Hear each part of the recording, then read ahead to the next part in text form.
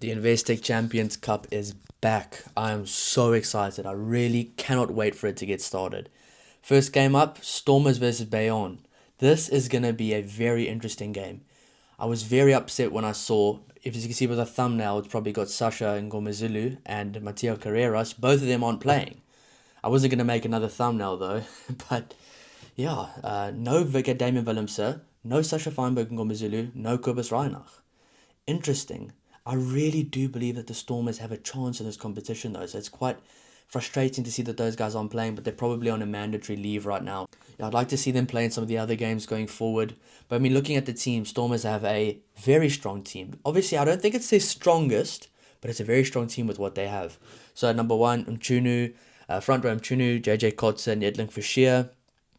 Lock Salman Marat and he's captain. Connor Evans at 5. Number 6, Paul de Villiers. 7, Ben Jason Dixon. 8, Ron Ackerman. That is a very strong loose forward trio. Wow, that is really strong. Without the likes of Evan Roos in the starting lineup. Number 9, Imad Khan. It would be good to see him get some game time. Don't think he's been as good as he could be in the Stormers jersey compared to what we saw at under 20, but it is a whole different level. And I'm excited to see how he gets on because I do rate him quite highly. Number 10, Clinton Swart. That's a very interesting selection there. 11, Leolin Zas. 14, Dylan Mott. If you guys haven't yet, go to, you can see online, there's a podcast of Dylan Mott right now.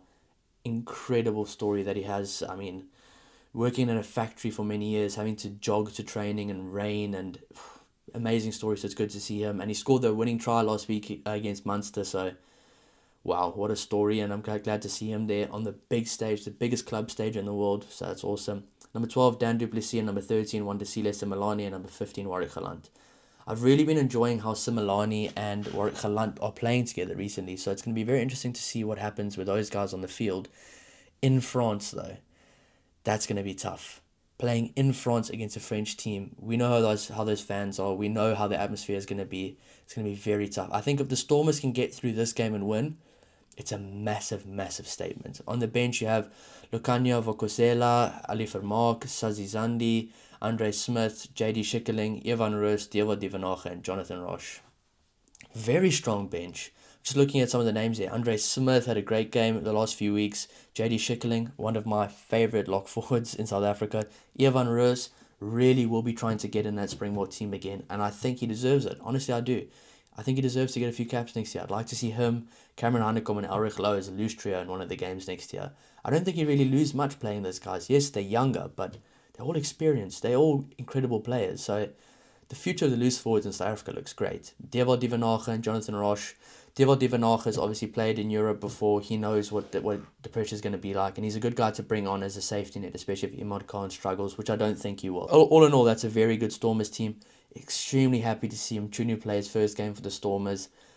I've been watching him with the Sharks for a long time. Watched him play in high school. He is explosive. He is powerful. And he's just one of those really nice guys that you're going to root for. So I'm really rooting for him. And I'm very excited to see how he gets on. It's going to be a very big, very, very, very big game for him.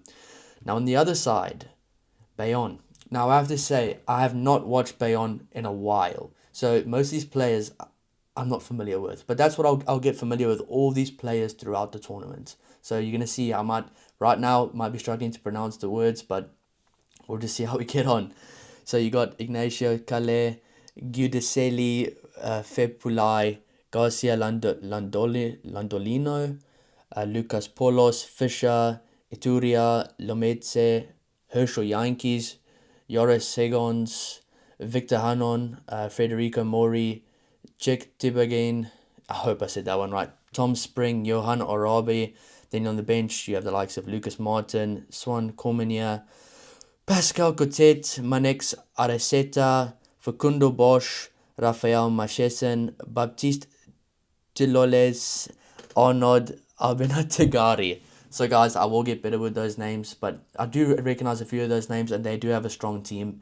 Obviously, they don't have the likes of Mateo Carreras playing this weekend, which I was really looking forward to see play against the likes of Leolin Zas or Dylan Mott. Wow, that would have been an incredible Dylan Mott versus Carreras. Would have been fireworks. But yeah, no, very good team there. Herschel Yankees playing against his old team. That's going to be very interesting to see how he gets on there. I felt sorry for Herschel Yankees because, I mean, I saw this video where it was like, the best players primes that people often forget about that was very underrated. And I think Herschel Yankees' prime years in that 2019 year, he was phenomenal 2018 2019. So unfortunate for him that he's not in the fold anymore, but it's not to say that he can't get back there. He's still a very good player. I mean, he's going to be up against the likes of Embrose Papir coming through, who I think really deserves a shot. Which are a very good team here for Bayonne, and they're playing at home. It's gonna be a tough game for them, for Stormers. It's gonna be a very tough game playing against a French team away from home, and I know Bayonne have a very very passionate crowd. Guys, once again, I'm sorry for the pronunciations there. I will get better with them. Just got to get used to the team. Not really familiar with Bayonne that much, but I know their players and I know they've been doing all right in the top 14. Yeah, a very exciting game. If I had to give it to someone, just based on the team selections, I think Bayonne might take it. If I had to give a prediction, I think Bayonne might take it. Just playing in France, I think at club level is even harder sometimes than it is at international level. Because international teams, you kind of have that backing of experienced players. Now there's a lot of inexperienced players mixed with some experienced players and some great players trying to go to France and play in an atmosphere like that where the crowds are very hostile, but in a good way, very hostile, very passionate. So it's going to be very interesting to see. But I'm very excited to see how the Stormers team gets along. I'd like to see them as their full strength team because I really think if they take this tournament seriously, which the South African teams have not done properly in the last few years, they can get really far. I think we could see a South African team in the semi-final at least this year. That's what I'm thinking. I think the Stormers and the Bulls have a really good chance this year of making the semi-finals of this tournament, at least the quarterfinals. There's some really good players in both teams and they have very good squad depth and they peaking at the right time with some very good experienced players.